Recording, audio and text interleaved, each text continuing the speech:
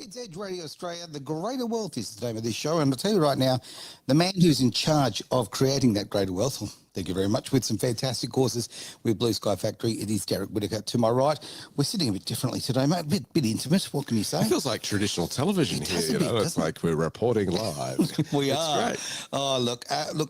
Great to have you here. We've obviously just finished another show. It's been a very, very busy morning here, talking about all sorts of things. Politics have been a bit quiet this week. Nothing much has happened. So, What rock have you been living under? Look, keep piling those rocks. We also have SHAK there who'll be coming in during the show as well, which we're looking forward to. And in fact, there he is, mate. Great to see you. Good morning or good afternoon. I don't know what the time is. It's 1 afternoon over here, mate. I believe you're in Sydney at the moment. I am. There we go. Very cool. All right. Well, let's get into the show, the Greater Wealth, where, look, we do that whole, we talk about how politics and finance, how they come together and the big old mess it makes. With what's gone on in the last week, the last few days, just as say minor sort of changes in the free world and all of that, how has it affected the world of finance there? Big time. Big time. So, if you so. haven't been following the news or living under a rock, Trump is in power. And I think what's really fascinating Really? How did that happen? I never saw that. I'm glad you're sitting down for that, SHAK. It's on the download. This is the fascinating thing is everybody was kind of sitting on the sidelines of this, finding out which way it's going to go, because we watched a lot of politicians eat humble pie back in 2015 when Trump did come to power in 2016, and then kind of regret some of the ambassadorial sort of relations. They're going, I wish I hadn't said such and so, especially with social media as it is. And funny enough, we have an ambassador of Australia quickly deleting all his comments that were anti-Trump. Oh, hang on. That's censorship, right? Self-censorship while his mates in Canberra are talking about a misinformation act. No. So it's really been fascinating, the other nations' response to what's going on. I mean, red just looks so good on me. It really does. Now, I'm going to excuse myself in a moment to go get up. I've got some merchandise as well I might put on. You guys really want to make this a fashion show, I can tell. We might want to do that. Now, questions and comments coming in, already fantastic to see that. So, of course, Edge, we love to be, have our interaction here. So please get your comments and questions in. Good to see, as to say, you there, SHAK. Now, look, for yourself as an international businessman, no, not that one, not that, no. No, that's my Scottish hat, but all right, hang on. Whoop, there we go. I'll get that one for later. Doing international business, as you do, okay, what have you seen, what changes have you seen immediately in the world of finance? Well, as I used to, I don't really do much in the way of business anymore. But look, the market's rallied. Bitcoin's gone up through the roof on the day. I'm not sure where it is now, but on the election day, I think it hit 115,000 Aussie or something like that. So that's been pretty phenomenal. We've already seen the European nations are all now trying to suck up to America. The great Labour Party of the UK decided to reject Nigel Farage's offer to try to mend relationships. So that's going to be very interesting how that plays out, because the Labour Party of the UK are not going to do themselves any favour. They've already done an abysmal job over there. In fact, from what there was reports that 100 members of the Labour Party or something were going to fly to America to help with the Kamala Harris campaign. So guess what? UK Labour? You're in for some serious pain, and you deserve every bit of it. Vladimir Putin has released a statement stating that the West is not our enemy. So there's already talks of those conflicts potentially becoming less severe or being resolved. And as far as the domestic situation in the United States, people have asked me many times over the years, where would I suggest that they might consider opening a branch office if they want to get exposure to the North American market? And if you haven't really got a lot of exposure to the United States, you'll hear things like Delaware, Nevada, Wyoming, places like that as a place to set up an office. And what I would always say to them is, actually, you may find yourself being better off going through Canada, because even though the Canadian corporate tax rates are horrendous, if you're a foreigner, you get access to these look-through entities that are designed really to encourage the international money to come there. And the Canadian immigration system is a lot easier to navigate than the American one is. And of course, given the free trade agreements between those two nations, you get access to the United States market. So that's generally been what I've said. Now, this I think is the first time that I can ever remember saying, if Donald Trump does things that he's talking about, and there's no question in my mind that he will, because he's going to have access, he's going to control the House and the Senate. If that's the case, then I actually think the United States now looks like a very attractive place to do business. And if you're thinking about opening up a business or a branch office of a business that you already have or something like that, the United States now looks like one of the more competitive and attractive places to actually operate out of. The regulatory burdens are still very high in the United States, but hopefully Elon Musk and him will work through that. But based on taxes and ease of doing business, the US is now as attractive as some of the more competitive places in the European Union. Interestingly, as well, is talking about 15% corporate rate of taxation on companies that produce goods within the United States. So there's a lot of opportunities over there. I think you're going to see enormous growth. And when they say that they're about to enter into the golden age in America, there is no question in my mind that that's going to be the case. Right, the 50s are back again, right, when it comes to the US. Okay, look, Derek. Well, actually, sorry, if I can just interrupt you just real quick. So it's actually interesting you say that, because that's actually something that is a bit of a misconception. Right. The 50s were great for families and things like that, but if you actually have a look at the economy during the 50s and the 60s, for that matter, the US actually went through a whole heap of recessions, but they were mild. So it actually wasn't quite as good as you think. But perhaps if you look at the big growth we had in the wild 80s, I would expect that you could see something like that return. I see. I look at it I'm a car guy, so I look at the cars of the 50s and 60s and go, okay, America was doing pretty well right there. So, all right, now you're the man with the graphs in front of you. Okay, well, many of them. You've seen a lot go on. You've seen what's happened with crypto, obviously, and I think that's a big talking point. Let's be honest. Where do you want to go on this, mate? Because where do we start? Let's go through a few of the nation's responses to that. Yeah, that's a great idea. And let's dissect this, because what happened within the 12 hours of the winner being declared, Donald Trump Jr. tweeted that this is amazing. Hamas has called for an immediate end to the war. Now that was huge. That was like first off the bat there. Hang on. Trump will start all the wars. Don't we know that? Come on, that's what MSN told us. That is what CNN told us. That's what NBC told us. That's what all of these pundits told us. Meanwhile, Putin's been carefully guarding his words through the whole US election process and saying, I'm open to a peace solution here. He's been open to a peace solution for a very long time. But there's been questions as to who's been pushing the whole agenda. Is it NATO behind it all that's been wanting war? Let's have a listen to his statement here. It's really, really fascinating to get the download. Okay. He makes a very interesting choice of words, which I'll pick up on after we watch this. Okay. The moment of truth is coming. The previous world order is irreversibly becoming a thing of the past. One could say has become a thing of the past. And the shaping of the new world order is become the scene of uncompromising fight. Uncompromising, first and foremost, for the reason that it's not even the battle for power or geopolitical influence.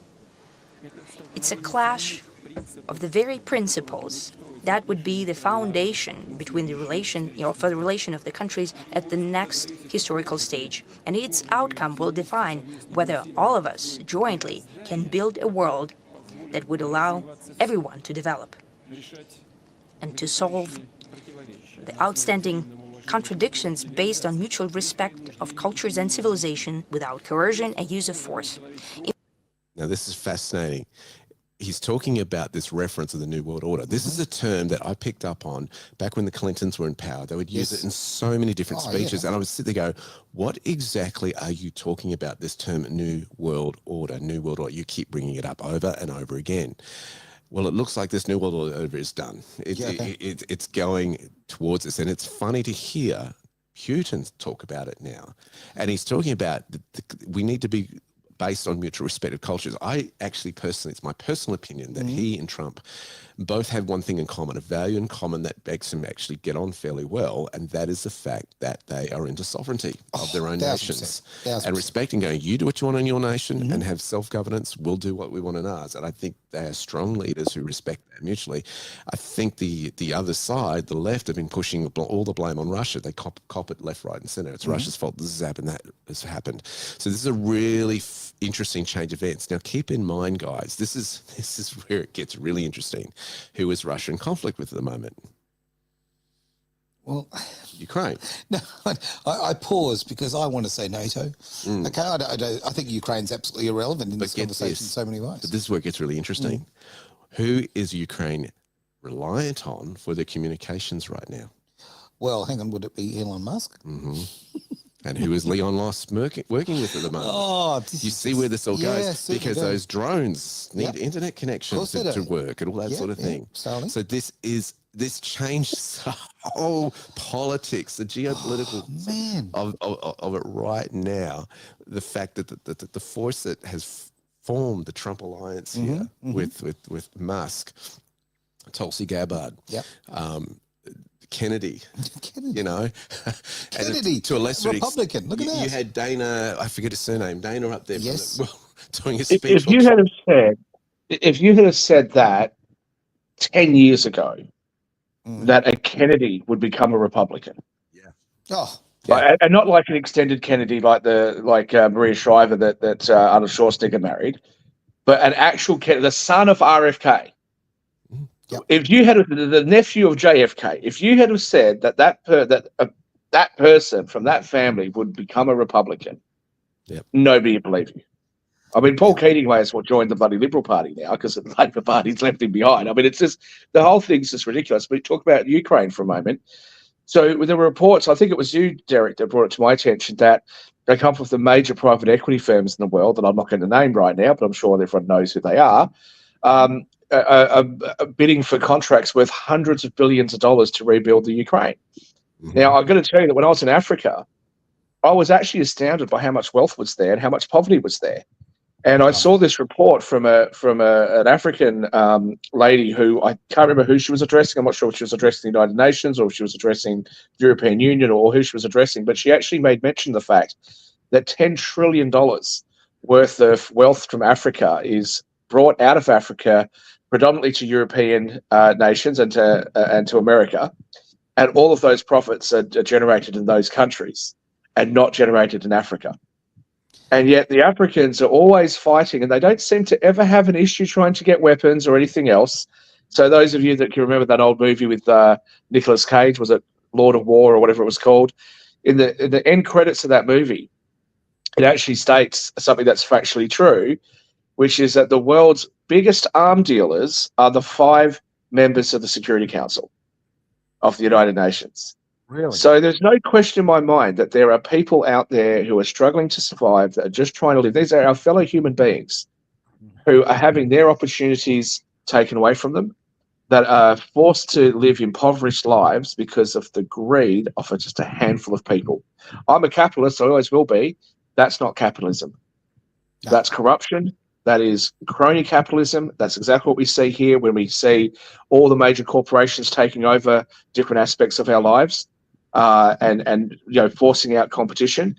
This is all the same sort of thing. And look, I don't know why exactly Russia went into the Ukraine. We've barely been told anything about it. There were reports that Russia was unhappy that people that lived on the eastern parts of the Ukraine felt that they were more attached to Russia than they were the Ukraine, and that they were then classified as domestic terrorists and all that sort of stuff. Look, I don't know. But currently one of the plans that we've heard is that they're going to create a demilitarized zone that will be patrolled by the military predominantly funded by Europe and America in order to have a buffer zone between Russia and the Ukraine. So whatever the result is, I think that it's very telling that we have had to put up with what we've had to put up with for the last 4 years, plus the decades before that. And one man, Donald Trump, has been able to get in there, win the support of the people, because the people know that there's something that's not right. And as Derek said, overnight, Hamas says, "Oh, we better end this war. We better resolve this conflict with Israel," just like that. Russia all of a sudden says, yeah, well, I'm very openly. The media starts saying, oh, yeah, he wants a peace deal, just like that. So I think that we're actually in for a much more stable world. I think, we'll never be able to measure what could have happened, but I think we were looking at a pretty bleak future had things have continued the way that they were going. Look, I agree. I think that, I was very bleak. I was thinking, honestly, my real thought was if the Democrats steal this election, then we are heading for World War III. That's honestly how I felt, because I thought, okay, everyone out there who's fighting for territory, whatever side they come from, when they see such weakness and such a puppet there standing for effectively the leader of the free world, well, certainly in representing them, obviously they're a puppet, but why would they stop? Why would you, if there's no force? Whereas I think that this is the greatest move for peace that I could possibly imagine. Before I sort of jump off that, I was just going to ask if we could bring up some more comments on the screen. I see some great comments from Josh. Really appreciate that, mate. So Australia was buying nuclear subs off the US. This is just reading Josh's comment. Talks about cancelling that because Albo is dirty. Trump got elected. Haven't heard that one. I hope he does. I really hope he does, actually. Because if there's anything that'll cost him the next election, it'd be doing that. Yeah. Because where's he going to get his? Where's he going to get his the subs from? You can't go back to France. You've just burned the US. What are you going to do? The UK can't provide you with anything. That leaves you with who? Russia? Well, Russia can't provide you anything. So that leaves us with who? We're going to buy our military equipment from China? Oh, well done, Albo. I haven't heard that. So I'm just basing it on what Josh has said. But I'll tell you what, if Albo cancels that deal with America, I hope he does. I hope he does so that we can just get rid of him. But then if he buys the Chinese one...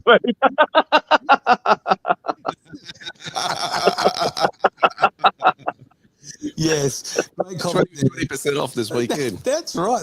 And you know what? The great thing is, if you do buy Chinese subs, great news, because all the computer equipment will already have pre-load download of TikTok. I mean, fantastic, right? Perfect. That's the way we want to go forward. It's really interesting to watch how Europe is responding now. Take a look at this next clip in a moment. We're going to be having a look at how they're kind of backpedaling as far as their relationship with the United States is concerned too. Take a look. What we touched upon yesterday, it's the whole topic of LNG. We still get a lot of LNG via Russia, from Russia. And why not replace it by American LNG, which is cheaper for us and brings down our energy prices, but it's something where we can get into a discussion, also what our trade deficit is concerned. So engage. There you go. The President of the European Union saying, hey, let's get our oil now from America as Trump goes. That must hurt her so much. She must be in so much pain. You can just feel her grimacing going, oh, no. What happened? Donald Trump warned them, and specifically warned Germany, and Germany laughed at him, and then look at what happened. Right. Look, Merkel was just such... I'm going back a little bit, but the damage she did to Germany, it will take there's only one other fella that damaged Germany as badly as she did, as far as I'm concerned. That's got a little bit far. Come on now. That's how much I dislike the woman and what she did, but never mind. Okay. Okay, this is again why when government don't act like businesses, right? Okay, she's already saying that they've been spending too much on energy when they knew that there was a cheaper alternative. Isn't that interesting, right? Whereas if you've got someone who's got that private enterprise sort of thought about them, the process about them, they're going to look for the better price solution for their energy. It's interesting they do that. Now, I'm finding where I'm going on this, work with me here, is the fact of Musk. Now, Musk is coming into place to actually reorganise this sort of thing and to make the whole government more efficient. This is all coming together, right? There's so much coming together. This is changing the world on so many fronts. And then you've got Kennedy, who's also going for the pharmaceuticals, right? And that is a big one because it's a multi-billion-dollar industry. Who drives the media in the United States? No. This show brought to you by, right? You see it all over in their advertising. And you don't see that open advertising here in Australia. We're a bit desensitized to that because I think there's regulation in place that you can't do that. But in the United States, you will get open drug advertising from pharmaceuticals on their free-to-air television. Oh, here's how they do it in Australia. I mean, I was talking to my doctor a couple of years ago, and he was telling me about his lovely trip that he gets every year to Hamilton Island for 10 days with his family that a particular drug company actually pay for. It's not bribe at all. I mean, but if he does actually hit particular targets with promoting a particular drug that might be on the PBS and might be for anxiety, for argument's sake, if he promotes that enough and gets enough prescriptions, he gets a free trip with his family for 10 days to Hamilton Island every year. That's how they do it in Australia. There you go. But we were paying $1,000 a night, I think, for a few nights at this. Actually, it wasn't a terrible hotel, but it wasn't that kind of nice. But anyway, it was this lovely hotel in Queenstown, New Zealand, and you know, it's a bit pricey, but you know, we're only there for a few days. Gorgeous place, and one of the days I get down there, and there's this huge group of people. I'm like, okay, what are you guys all here for? Oh, we're dentists. I'm like, oh, okay, like in New Zealand, in Queenstown. No, we're all from Australia. Yeah, no, they flew us over here to Queenstown. I'm like, no wonder the hotel rooms are so bloody expensive, because I looked on Kayak or whatever, and like normally the hotel rooms are only like $300-400. And I'm like, why am I paying so much? Because they had booked out all the rooms so they could have this conference. Really? So it's the same. You know, we also see that with insurance companies and banks and all sorts of other places. But you know, as I've long said, you look at the food supply, right? This is my big fear for Australia, is especially with the talk of introducing some of these, you know, the cultural heritage laws, all that sort of stuff. What it does is it puts a lot of pressure on our small farmers, and so they struggle to compete. Who is able to compete and comply are the biggest corporations. And what you then see is you see a consolidation. So if you look at the United States, whilst there are a lot of family farms, they are generally under contract, and they're very, very unfair contracts. And you basically have 4 or 5 companies that control the food supply in the United States, both meat and vegetable products. You have 4 or 5 major banks, you've got 4 or 5 major airlines, 4 or 5 major insurance companies. You've got 2 major telecommunication companies in the United States. We've got 2 major communication companies here. And then you've got 3 or 4 others that sort of piggyback off of them. If you look at our grocery stores, we have 2 majors and perhaps 4 that you can kind of think off top of your head. Same thing in the United States. You've got 2 majors, or you've probably got 4 or 5 majors that control the whole setup, right? Fast food, you've only got 5 companies that own most of it. You've got 7 companies that control 90% of the world's media. And how does this happen in an otherwise free market economy? How does it happen that all these small businesses can't compete? How is that happening? Why is that happening? Well, it's because they're able to get government favour. And that's why you don't see efficiency in government, because they don't care about efficiency, because the lack of efficiency is where they are able to make money for themselves. I'll be right back in like 2 seconds. The question that just came up there too about the fact of, if I can bring up the comment about Elon there. Yeah, Derek, I'd like your thoughts on this, mate. So will Elon and his efficiency task force help to reduce the national debt? Will it make any real difference? I think it will, because you're bringing in the mindset of 2 big business minds into the whole political space. You've got Trump as a businessman, you've got Elon as a businessman, and they're very quick to see inefficiencies and what's costing the US a lot. Sure. You've also got, on the same time, a proposal that the US will buy, I think it's up to 5% of Bitcoin that exists. Yeah, okay. Right? Yep, seen that. They're doing that to, of course, reduce their inflation. This is why the crypto market's gone bang lately, because they want to move on that and kind of do that as a storage of wealth for them. Okay, kind of takes me where I was going to go and ask you about the Fed and how that all links in. Let's have a look at the Fed.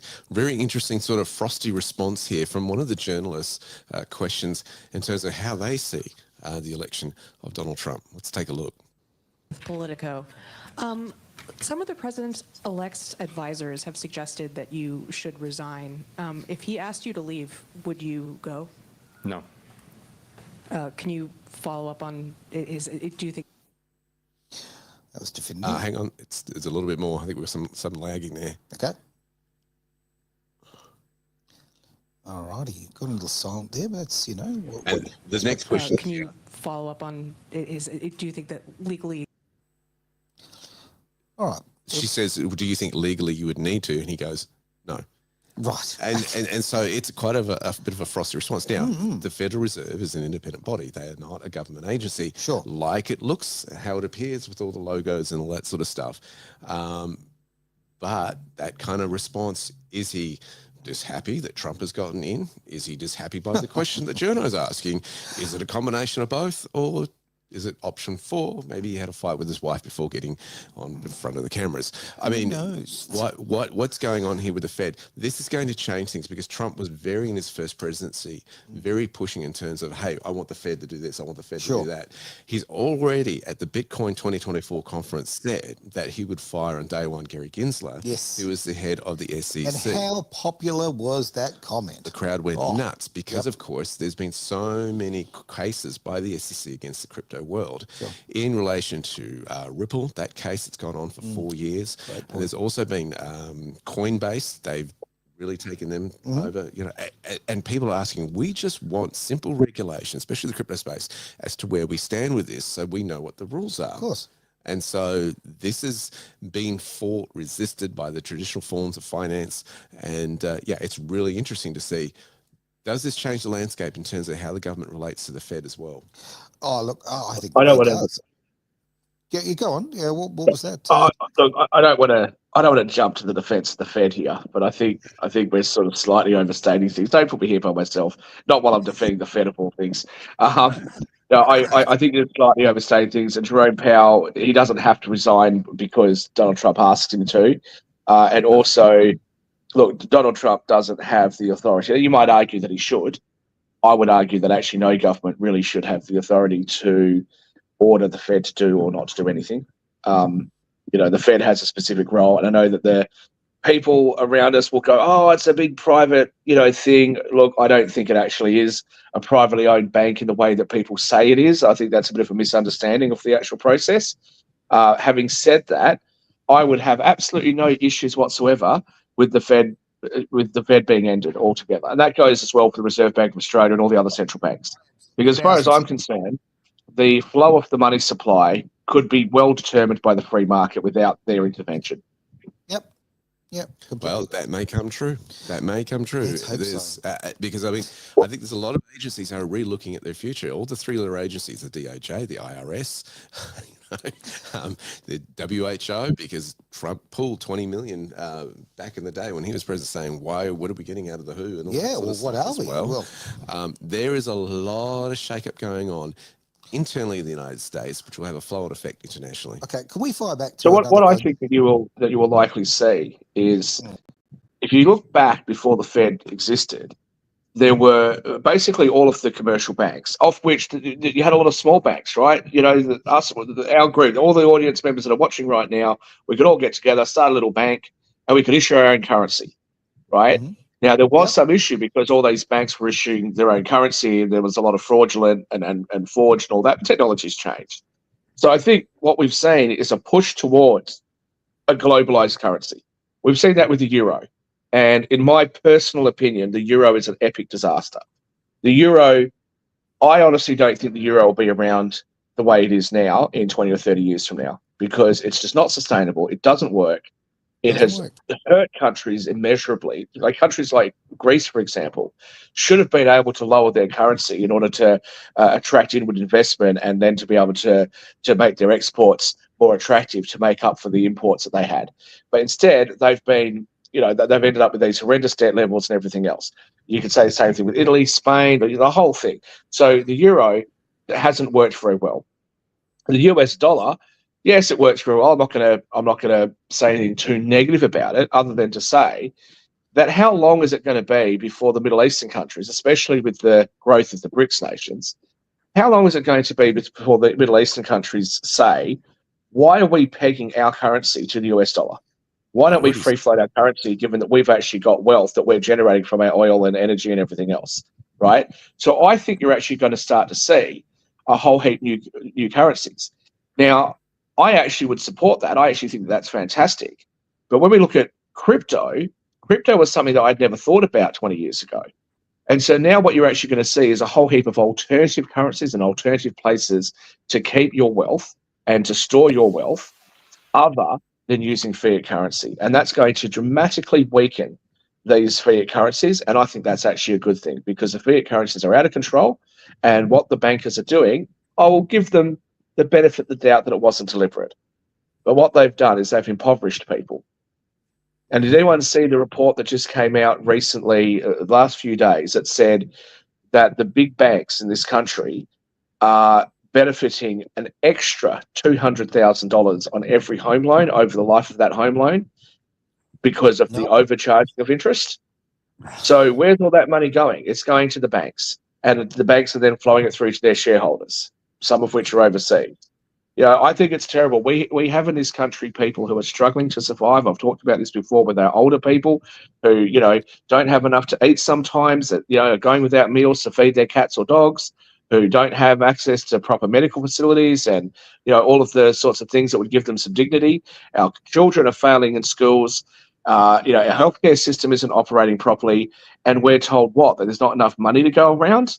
I don't think so. I think our money's been misappropriated. And that used to be a left-wing thing to say.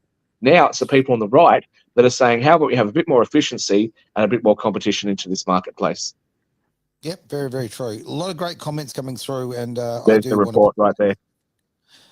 Yeah, brilliant to see that report there. Thank you very much for popping that up. Let's just fire back a little bit, though, if we may, because a couple of really good comments came in. Let's look at one of Josh's there, if we may, and have a discussion on that. All right, so what have we got there? Bring up the screen.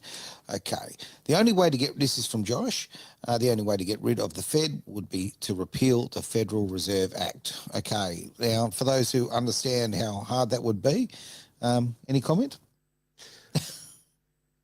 I think the future of the Fed is really under question. I agree. And I think it should go. I have heard prophets say it will go. Right. And when they said it some years ago, I was kind of, I threw it out. I was very careful who I told it to, because I thought they'll think this is absolutely ridiculous. And I'm going, look at it now. It doesn't sound so ridiculous at all. There are already technological solutions coming on board that can, that people are asking, why do we need it? We don't need it. Why do we need this?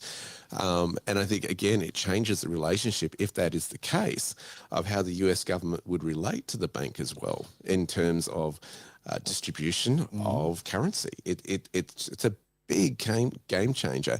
Couple that with what Trump is proposing in terms of his tax reforms. Yep. Things are getting a big shake-up. So that industry in itself is really looking down and going, what can we expect now? Well, let's talk about the Fed for a minute. Let's talk about the Fed. Let's talk about money creation. So people think that the Fed, stop putting me up here by myself, Travis. People think that the Fed creates and destroys money. They do to some degree, but the majority of this money is actually created and destroyed by commercial banks. Now, I'm not going to go into the whole money creation process, but suffice to say, the banks are actually lending money that they don't have. And that's something that a lot of people don't realize. When you go to the bank and you borrow money, it's not what you think. The banks, people think that, okay, the bank's using the depositor's money to make a loan to you. That's not what happens. They just do it essentially as a book entry. Now, all they have to do is they have to be able to settle that, but they know that they've got a certain amount of money coming in every day and a certain amount of money going out every day. So as long as they're able to settle it, they can put that credit into your account, and the money just keeps circulating, because it's pretty much a closed loop system, right? The money will keep circulating around all the banks, so they'll get it back, and it doesn't really matter. In the meantime, they're charging you interest on something that never actually existed in the first place. Well, you know what? Right? I had my questions about this. I had my questions about this, and the thing that changed my mind and changed my world forever is actually doing one of Derek's courses, actually, at Blue Sky Factory. Right? And again, this is another reason why we have you here, mate, because Blue Sky Factory, the education is power. Okay, knowledge is power, as we say many times. Okay, and by doing your course and opening me up to the ideas that we're talking about now, opening me up to the fact that I, like most people, assumed that the money that's deposited into banks by all the individual people, that was the money being lent out. When I found out that wasn't actually the case, because I thought so, but I thought, I need someone to confirm this for me. And then you went through, and with the course, I actually got to see the truth. It just is mind-bending. It changes your whole perspective on how the whole game works. This is one of the things that one of my accountants pointed out to me recently, and I thought, oh my goodness, I hadn't seen this. Is that, you know how when people want to move money from their bank to a crypto exchange to buy crypto, Yep. you know how they hold it up 24 hours and that sort of stuff, which does every crypto trader or investor its head in, because they can see an opportunity in the market. They want to buy it now, this sort of stuff. One of the reasons they do that is it means that the bank has less money to lend out. Oh. Now, they say it's for your own protection against scams and all that sort of stuff. Yep. But it means it actually reduces their ability to lend out more money because it's not being stored in a savings account. Didn't think it's going into a different asset. Yeah, that's right. I mean, I thought they were just holding onto your money so they could make the interest on it for that extra amount of time. There's so many, different. But hang on a minute though, Derek. The cash doesn't just. If I'm understanding what you're saying, the money is leaving the banking system and going into the crypto exchange, but the actual currency itself that's gone to the crypto exchange, somebody's receiving that cash, right? No. No. Well, if you buy a Bitcoin off me, right? If I'm on the other side of your transaction in the exchange, right? So you buy the crypto off me, you deposit your cash into an account. I sell you the crypto. I receive the cash from the exchange. If you're in exchange, yes. Right. So the exchange has to bank that money somewhere. It does, yes. So presumably that's still going to be in the banking system, right? Well, we had a look at, remember those bank collapses last year? They were dealing with very specific banks that were crypto special. Sure. Right? And they had a bit of a shake-up because of the drawdown and that sort of stuff. Not all the banks, I think, traditional banks are going to be dealing with these crypto exchanges. And when they are international, right, where are they doing their business? The little domestic banks, big four, not necessarily so happy that some of the big crypto exchanges are depositing their money elsewhere. That's a good point. Okay. Yeah, absolutely. And you know what? I think one of the other issues that they don't like is the fact that these transactions are being conducted outside. So I don't actually think it's the original capital that's leaving that's their problem. It's the velocity of money that's the problem for the banks. The velocity of money is how many times that money circulates through the banking system or through the economy at large. What is generally happening is that money gets locked up, and then all the transactions are being done in a way that's outside of the banking system, which is what we all wanted, and they don't like it.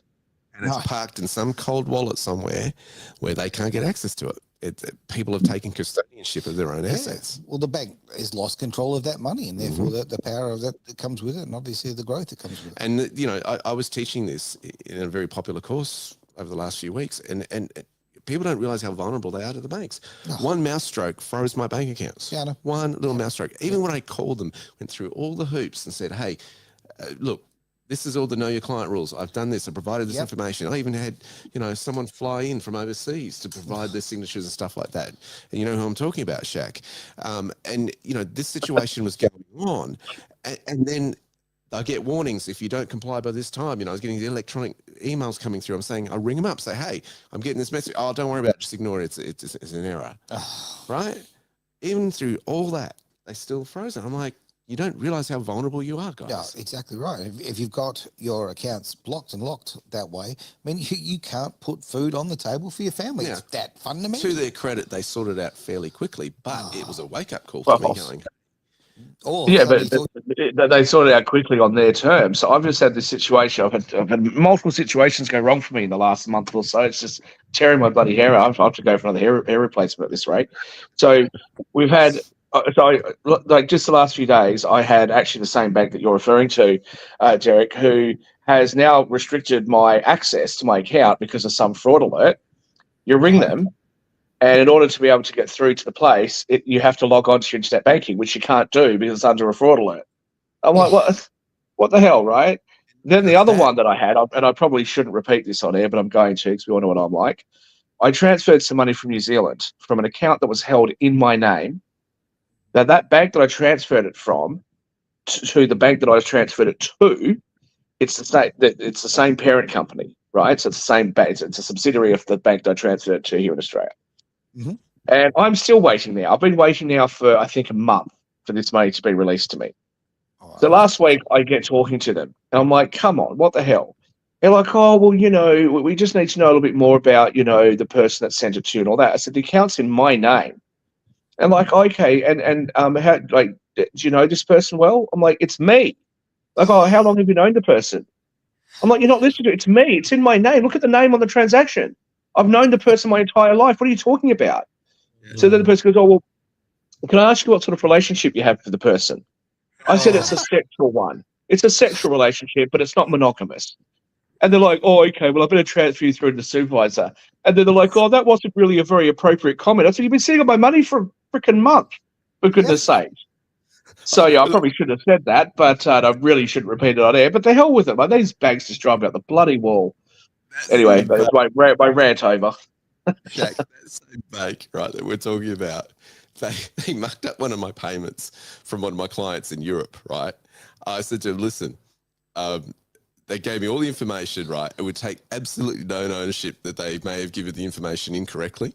So this cost my client over 250 euros to get their money back, to try just to wire it to me.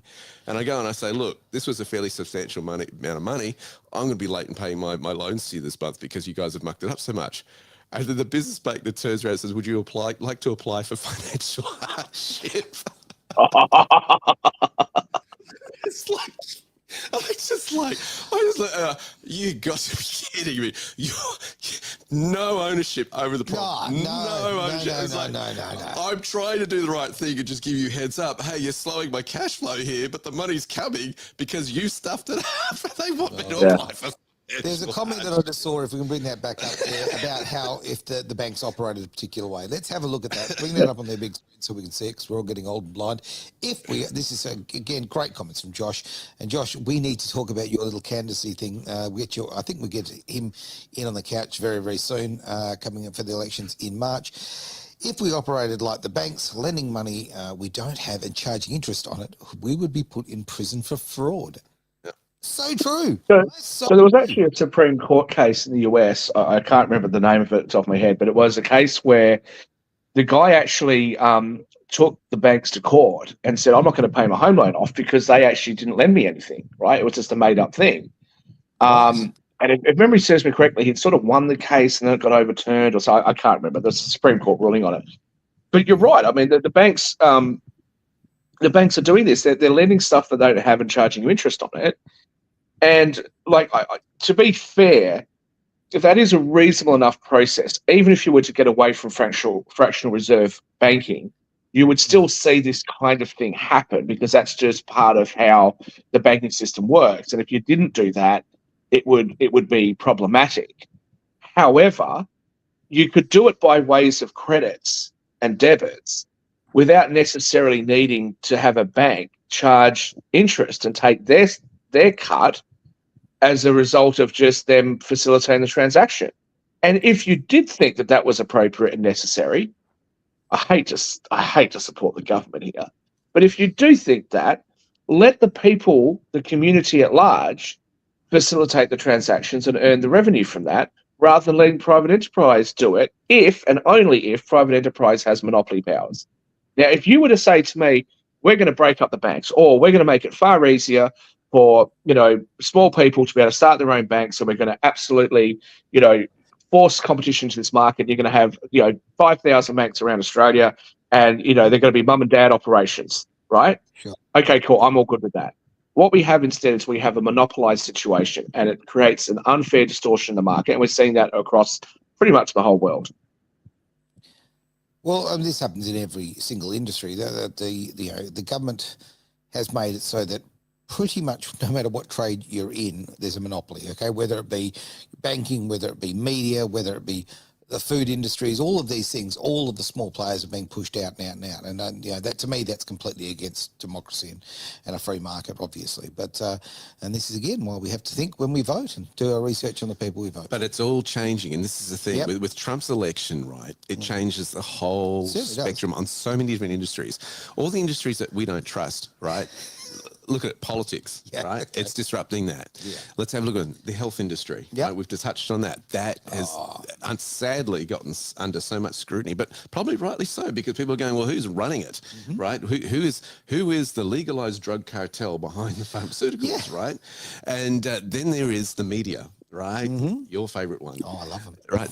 Trump has destroyed mainstream media through this entire And process. thank you so much for doing that. Because what he's done, he actually went and spent 3 hours with Joe Rogan doing this. His son, his younger son, what's his name? Well, which one? Aaron. His youngest, Barron. The one who's like 10 foot tall. Yeah.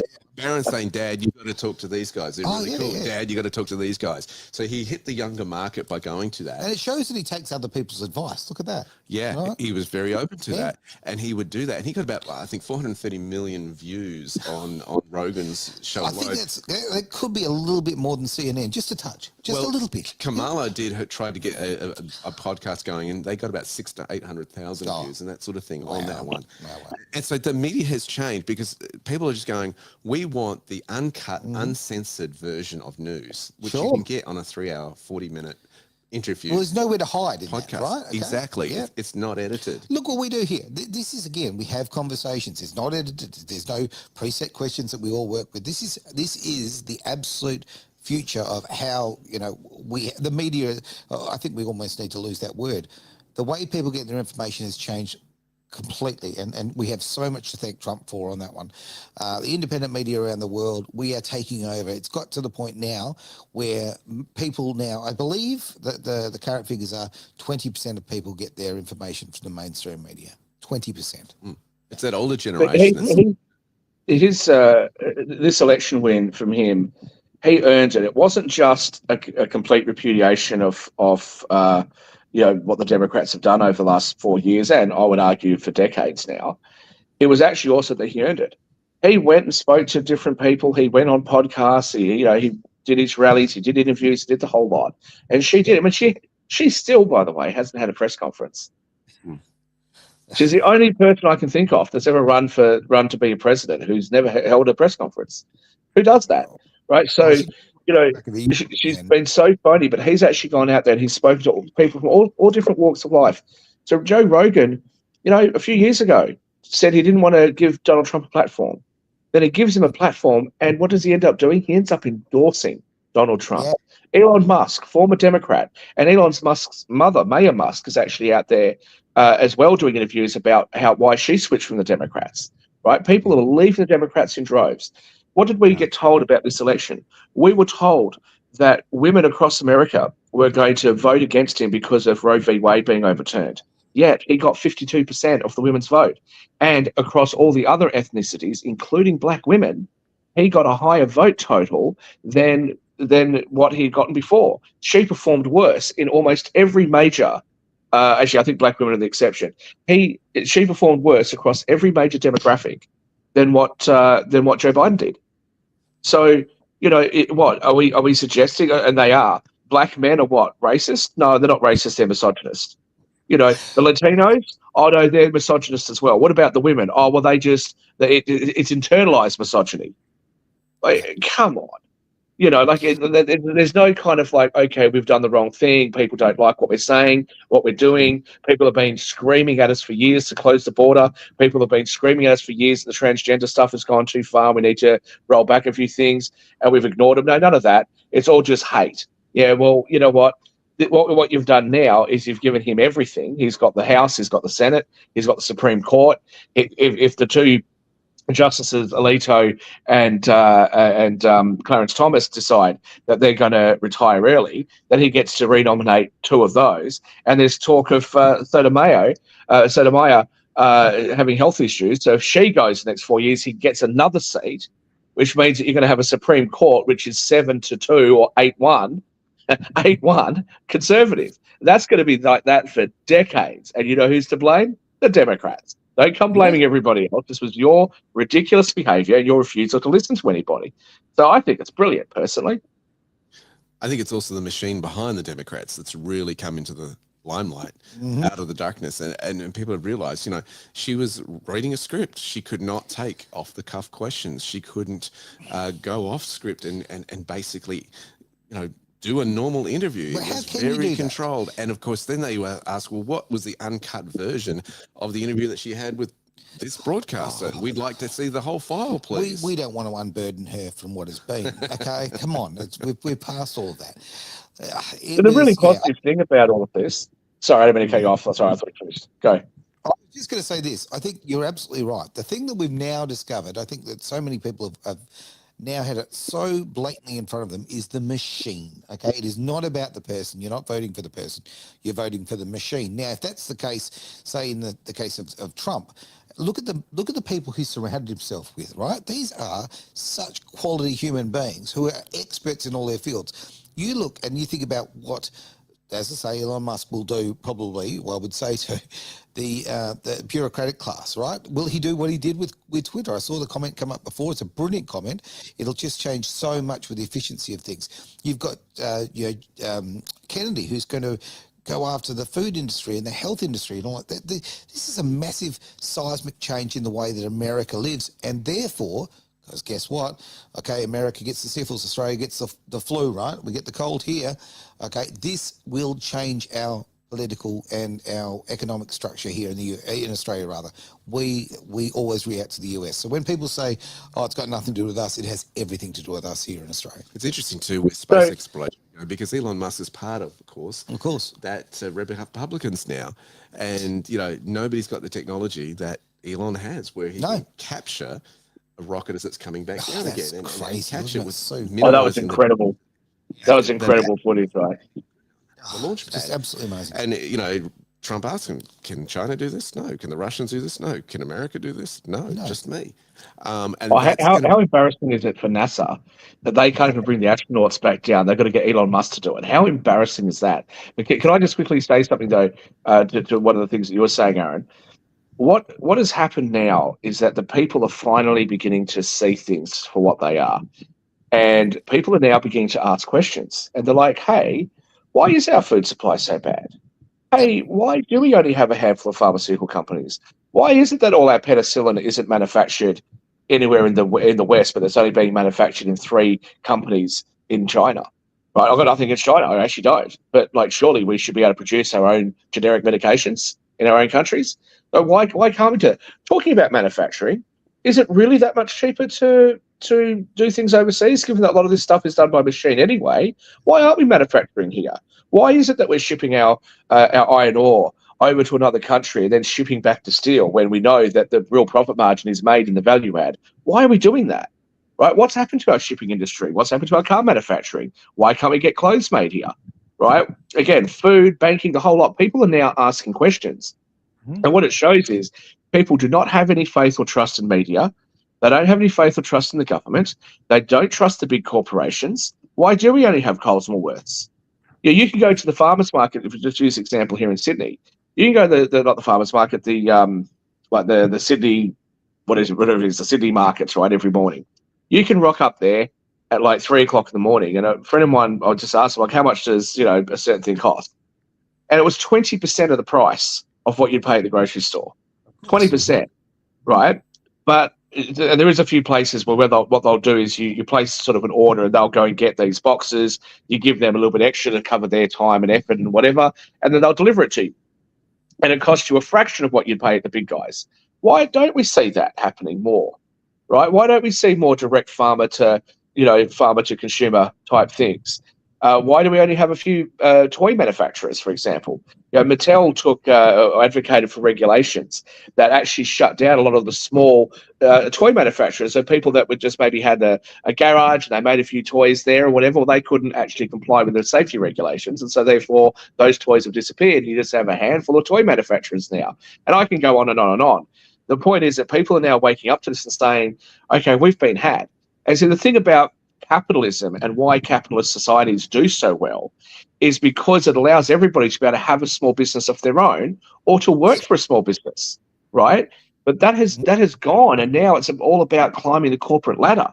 Well, I think now people are beginning to say, especially young people are beginning to say, I don't want to live like that. I don't want to be stuck in an office all day and then climb the corporate ladder, never get time to see my kids, and then I lose my relationship and all that. I've seen my parents do that. I don't want that sort of life. I want to have something new. I want to be able to afford to buy my own house. I want to be able to, do all those things for myself. And that's the real damage the Democrats ended up doing by pushing things as far as they did, is that they ignored all the warning signs along the way that people were fed up. And now you've got somebody in there who doesn't care at all about keeping the status quo, and everything's being challenged. All right. That should happen here as well. 2 years ago, I said it. I said things have to get worse before they're going to get better. It's like gold getting purified. The heat's got to be turned on for the scum to get wiped away, and that's exactly how it's played out. Mate, we've come to the end of the show. I notice you've got some cryptocurrency prices up there. Geez, it seems to be up and to the right a bit with a few things. Quite a bit going on there. Yeah, well, in the last week, Bitcoin's risen by 17.44%. In a week. Okay, it's pretty 7 fantastic. Okay. I think this is a great time to let's look at something just magnificent. It's called optimism. All right.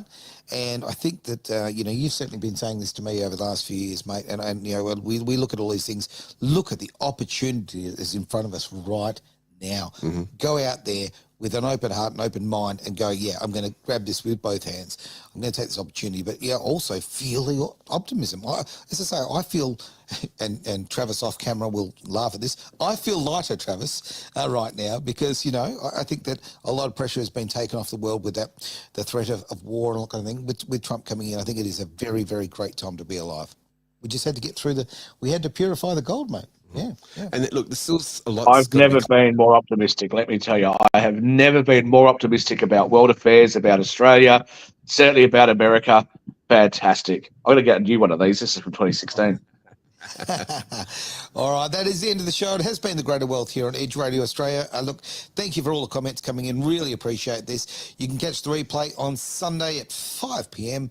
But in the meantime, you can obviously go and watch it whenever you like on all of the social media sites. Please help us out with the old, if you can get onto, say, YouTube for aim's sake, and if you could like and share, tell a friend, all those sorts of things, because we are growing beautifully and we really need your help to go forward. That's the end of the show. It's Edge Radio Australia, the Greater Wealth.